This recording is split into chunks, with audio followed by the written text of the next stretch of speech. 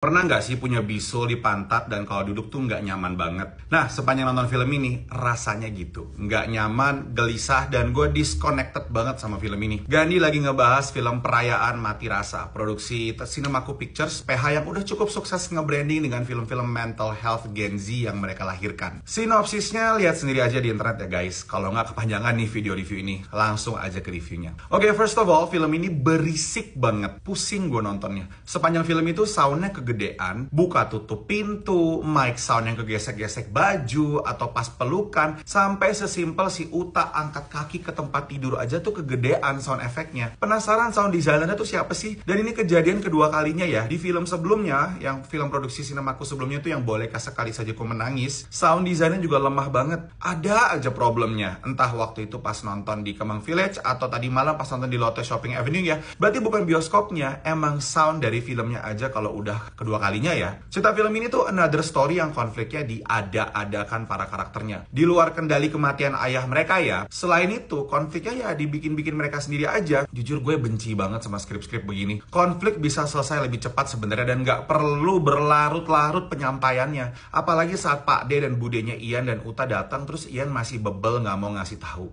Jesus Christ, gue emosi banget. Menurut gue pilihan-pilihan direksi penulisannya terlalu lebay dan semua sangat diada-adakan. Dialognya cringe, gue nggak dikasih ruang untuk cukup peduli sama karakter-karakter dalam film ini. Gue nggak peduli sama perjuangan bandnya, gue nggak peduli konflik antar keluarga, karena bener-bener nggak ada build up-nya. Dari awal cerita mereka semua udah berjarak. Gue coba kasih perumpamaan ya, pakai wahana roller coaster. Sebelum roller coaster jatuh dan ngasih sensasi, penunggangnya dibangun dulu atmosfernya dan suasananya. Seberapa tinggi roller coasternya akan naik, dan orang-orang yang menungganginya udah merasakan sebuah anticipation secara bersama-sama. Baru setelah itu duar roller coasternya jatuh, naik turun muter-muter, baru akhirnya kembali ke base dengan perlahan dan selamat. Semua happy dan excited. Nah, film ini mulai dengan roller coasternya yang udah jatuh, muter-muter dan naik turun. Makanya saat gue menunggangi wahana film ini, gue ngerasa annoyed dan pengen cepet-cepet kelar aja. Terus dari departemen acting, menurut gue ini film terlemahnya Iqbal sih. Anjir lah, Iqbal dan Umay kebanting banget actingnya sama Tante Yunik dan Mas Dwi Sasono. Apalagi scene ending bertiga itu, yang di ending ya, flat banget. Gue merinding karena ngeliat betapa broken raut wajahnya Tante Yunik. Umay dan Iqbal,